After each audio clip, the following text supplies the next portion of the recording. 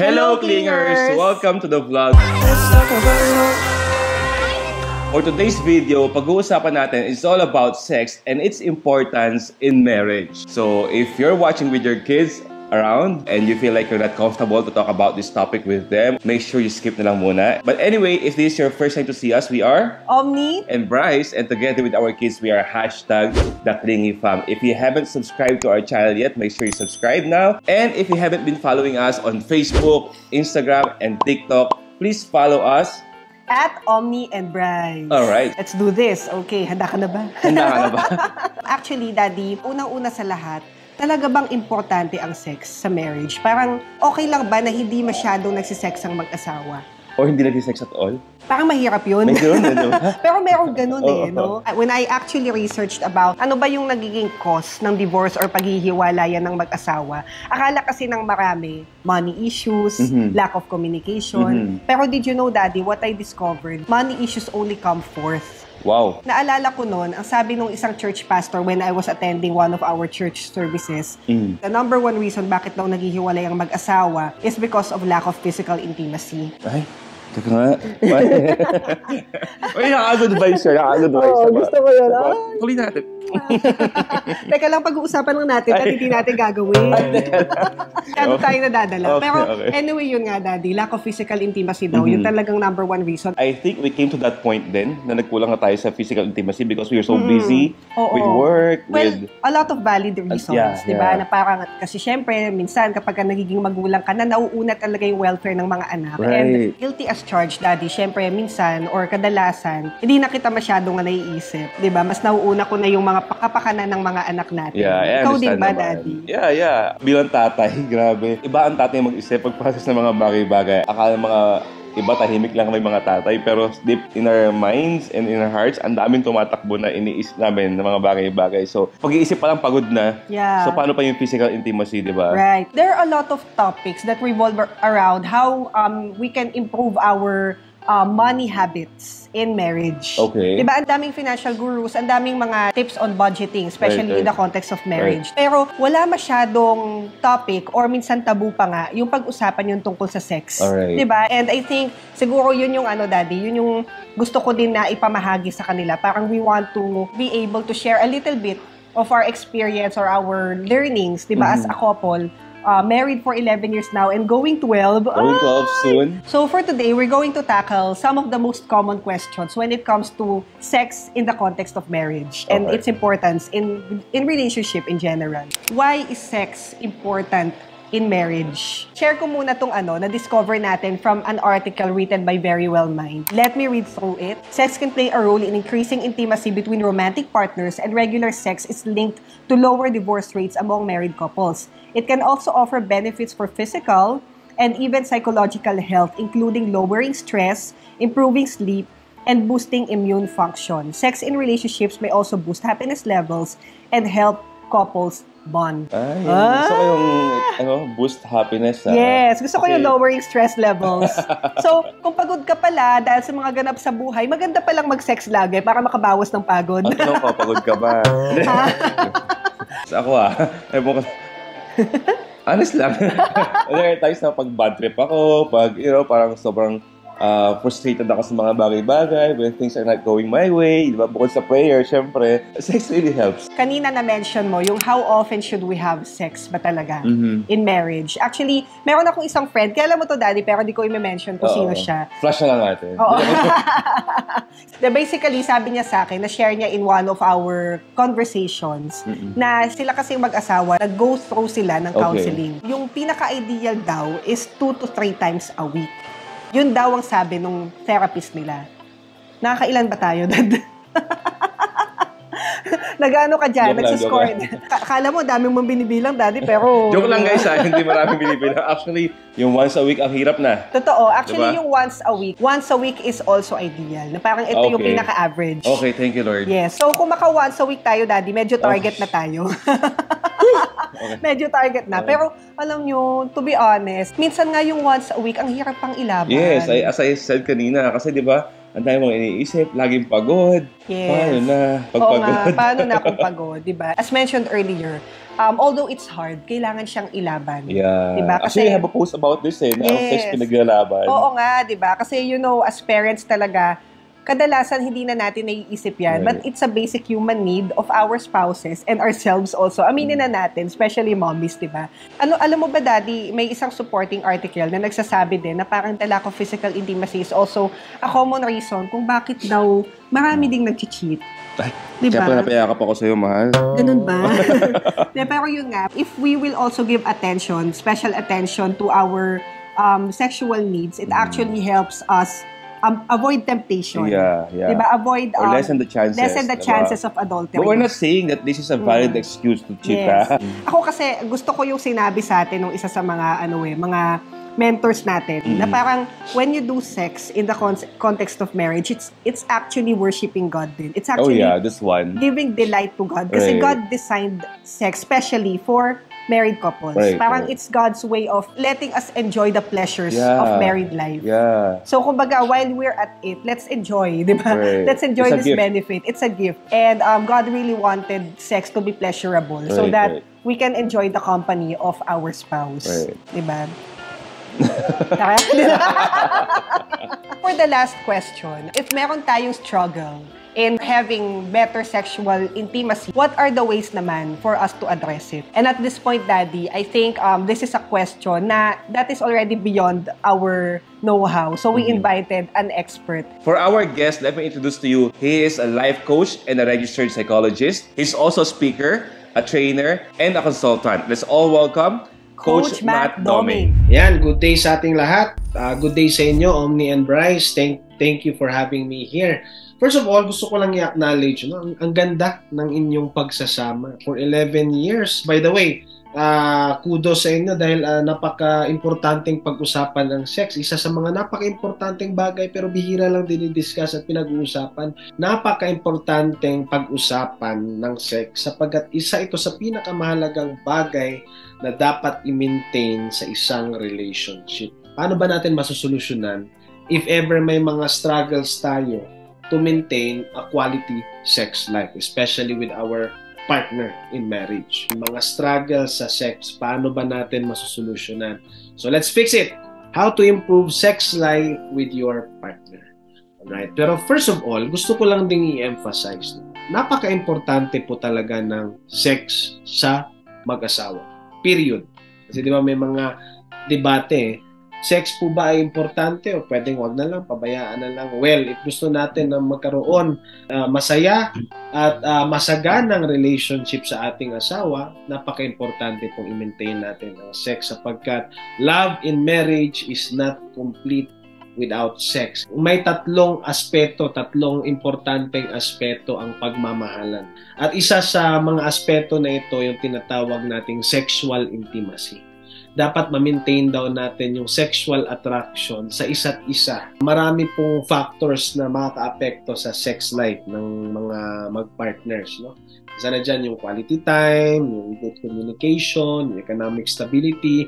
Yun, mga factors po yun na importante din when it comes to improving our sex life. Number one, ito napaka-importante niyan. Cancel negative biases about sex. When we talk about biases, yan yung mga negative na mga misconceptions, mga maling paniniwala, maling puro-puro sa mga bagay-bagay. Malaking bagay yan kasi our reality is really affected by the way we think. And in the context of sex, kapag marami tayong mga negative biases about sa sex, maapektuhan din po yung performance natin at yung behavior natin towards sex. So unconsciously, meron tayong mga ganong klaseng mga biases about sex growing up to the point na nadadala natin minsan kahit na tayo ay nakapag-asawa na. And kapag marami pa po tayong mga negative biases about sex, nagkakaroon tayo ng mga inhibitions na apektuhan yung performance natin. Kaya kung gusto nating mas maging adventurous, meaningful, purposeful, at kumbaga spicy yung sex life natin, hanapin natin yung, tignan natin yung mga negative biases natin. At number two, of course, prioritize your spouse. Prioritize your husband, prioritize your wife. Well, I am not saying that if you prioritize your spouse, hindi na natin ipa-prioritize yung mga anak natin. Kasi as Filipinos, no, meron tayong trending na notion na sa pamilya dapat unahin ang mga anak. Well, wala namang masama doon. Pero ang nagiging consequence is isasantabi, nagiging second option, nagiging second priority, or maybe nagiging last priority na ngayon ibang spouse kasi pagkatapos ng anak, inuuna yung iba, yung parents, inuuna yung trabaho, diba, ganyan. So, hindi po dapat ganun. Dapat nasa number 1 priority natin yung spouse natin. Because by the end of the day, yan ang matitira sa buhay mo eh. Yung mga anak natin, iwan din tayo at some point. So, prioritize your spouse.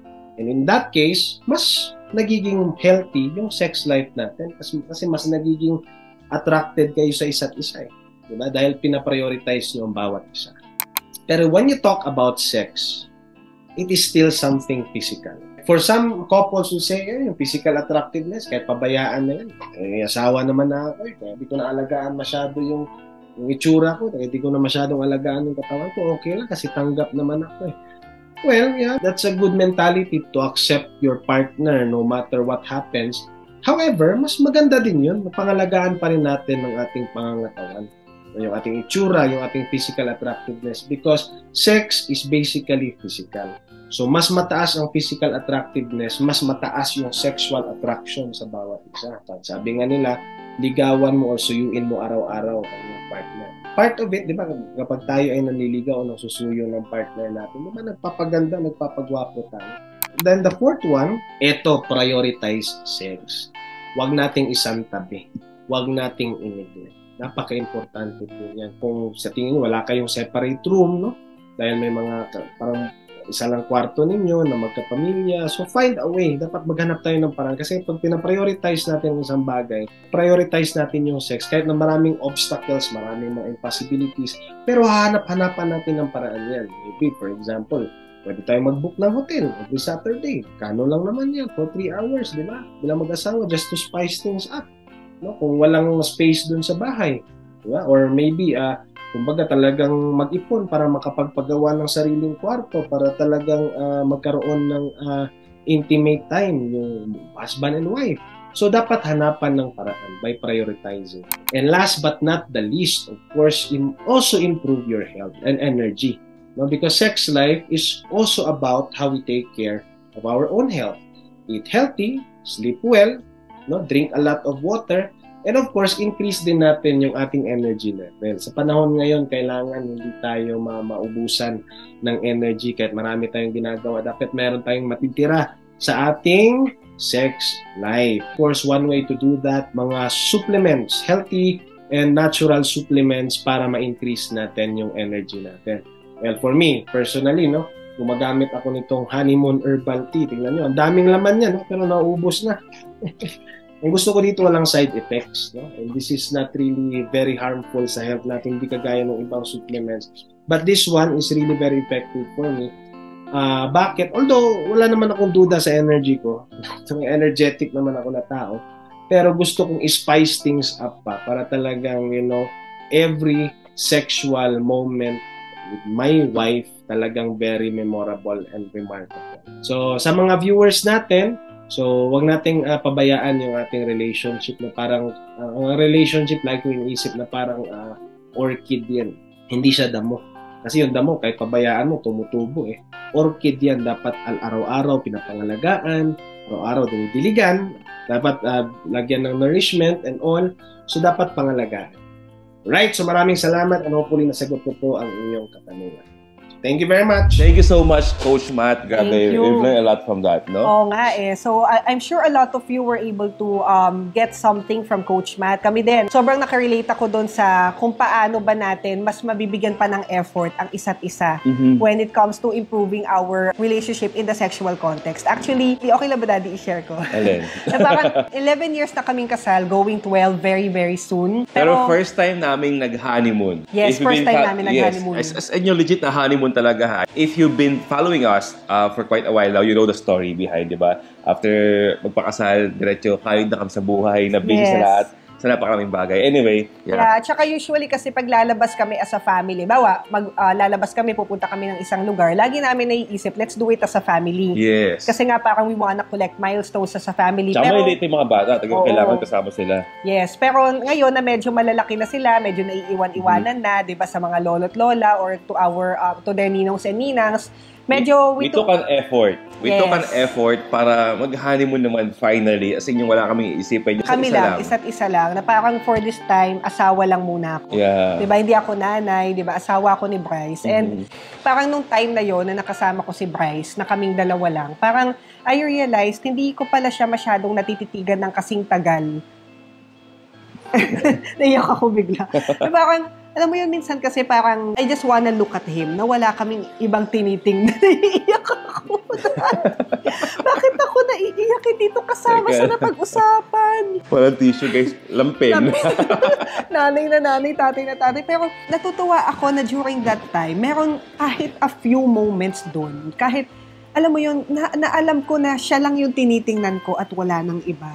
Wala akong ibang iniisip, kundi siya lang. Parang kahit hindi masyadong maganda yung weather, na-appreciate ko yung nagyakapan tayo in the middle of the storm. Sobrang, it really meant a lot to me. Na parang nagkaroon tayo ng moment together. And, Yeah, actually, I get it. Yung sasabi mo na, kasi sobrang ang pangit ng weather na dumating kami. Pero, Yes. you know, still we enjoyed it. Nagkayakap lang kami. Actually yun, buti na lang na-mention mo yun, Dad. Kasi parang physical intimacy is not only about sex, ha? It could be yung simpleng maghawak lang ng ganun. It could be yung simpleng mag-kiss lang. Pero syempre, at the end of the day, iba din yung sex, knowing na wala kaming bata sa paligid. Oo, Di ba? Na parang, pwede palang ganun. kasi di ba, I'll be honest guys, ha? Share ko na rin, na parang in the past 11 years, simula nung nagkaanak kami, majority of our sexual intercourse, parent sex talaga. Alam mo yung maisingit na lang, yung Oo. gano'n, di ba, parang habang tulog yung mga bata, patago na lang. Pero iba kasi yung intentionally, we made an effort to really do it together as a couple. Speaking of effort, Mami, share ko na lang din sa kanila. Part of the effort na ginawa namin, guys, to improve our intimacy was really taking this. Ito yung mention ni Coach Matt kanina sa video. Yes. Na honeymoon herbal tea. Diretsara, guys, ha? Sobrang effective niya. As in, I'm so happy na na-introduce ako dito kasi I didn't know na kailangan ko pala siya. I thought, dapat matanda na ako para gumamit na to. Yung ganun, may mga ganong stigma ako na about using herbal tea like this. Yeah. Pero lahat ng stigma, lahat ng mga yung mga iniisip kong ganun, napalitan ng joy, napalitan Yes. ng thankfulness, na na-try ko to, na nagamit ko tong product na to, and until now, ginagamit namin siya. Marami siyang naman actually. E maliit pa tong version. Oo, na-mention mo kanina yung dapat matanda ka na. Actually, from what I've learned, ideal siya for age 30 and above. Okay. Oo. So, you don't need to, alam mo yun, to feel na parang oldies ka na. Hindi kasi ako personally, lalo ng mga lalaki, di ba yung ego natin na parang, ay, pakalata na to, wala na akong lakas, di ko na kaya. Di ba? Yes. Baka feeling mo minamaliit na yung kakayanan mo, yung gano'n. Yes. Pero sabi ko, hindi, why not try it? And so I did. Tapos naalala ko, nung nagtitimpla ka, Mami, kinikilig. Nakikilig din ako eh. Nung nagtitimpla ka, Mami, nito, yung video ko, yung second time na to na nagtitimpla ka di ba? Oo. Before that, nagtimpla ka na rin. Sobrang na-surprise ako sa effect niya, guys, kasi it gives you yung joy na parang natural lang. Yeah, Yes. you have the appetite for good sex talaga. Pero hindi siya yung, I hope it's okay to use this term, hindi yung hayok na hayok ka. Yes. Hindi yung parang feeling mo, pag di ka na pagbigyan, magagalit ka. Right. Hindi yung ganun, parang everything was so natural na parang there's a joy. Hindi ko alam, may nilalabas ba siyang hormones or what? Yeah, actually, it's made of natural ingredients kasi, Dad. Kaya yung nararamdaman mo, John, is Natural natural. din. Yes, Oo. actually. And talking about natural, wala siya nung effect na parang kinabukasan pag gising mo parang pagod na pagod ka kasi Masakit ulo mo. oh, masakit yung ulo ganon. mo. Walang ganun. As in, parang kung ano yung joy na nararamdaman ko nung pagkainom ko sa kanya and nung we're having our daddy and mommy time, same nung level nung joy na nararamdaman ko kinabukasan. Hindi yung pagod effect, hindi yung parang grabe nangyari kahapon, ayoko na. Hindi. Right. In fact, parang nasusustain niya yung energy, nasusustain niya yung vigor, yung enthusiasm ko for that day. Not only for sex, but really for intimacy with you. Yung kwentuhan natin, sobrang nag-work talaga siya. Pero syempre, yung good sex, sobrang nandun talaga. Nangyari talaga siya na I would say that's our best so far. Oo nga Diba? eh. So far, yung sa Boracay. Yeah, yung Kasi experience natin. walang no holding back. Thank you, Honeymoon Herbal Tea. Sobrang grabe. Share ko na sa mga friends ko eh. Binibigyan na nga namin yung mga friends namin. Oo, O, kasi try nyo to. sobrang gano'n ako confident na it will work. Try mo. As in, promise, yun. Ayan, thank you, Dad. Natuwa naman ako that your motivation for taking or for drinking honeymoon herbal tea is to, to give me the best. That's the beauty or the benefit of it na naramdaman ko din, na parang nandun kasi yung kagustuhan mo to share that intimacy with your partner. Kaya lang sometimes the body is not willing. Diba? So this time, kumbaga nag-connect yung will at saka yung physical power, capacity. Yeah. Diba? And it was really beautiful, Daddy. It's really beautiful. I know. I mean, like, yeah, syempre hindi ako sabihin na sa inyo lahat, guys, diba? Pero it was, yeah, and let's do it again. Tara na.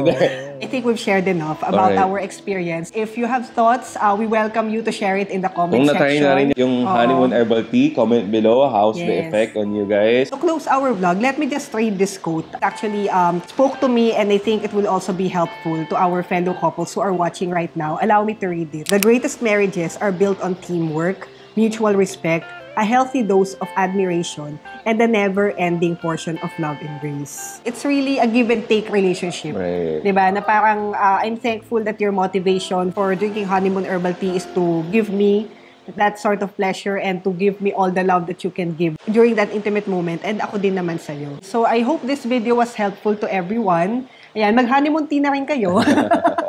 Mag-honeymoon na rin kung kaya. Mag-honeymoon na rin, diba? Thank you for watching. Once again, we are Omni and Bryce. And together with our kids, we are #TheClingyFam. Always remember to cling on to your dreams because dreams do come true. So faith it till you make it. Till the next one. Bye. Taka na, Daddy. Tara, bilis. Char lang, char. Let's talk about love.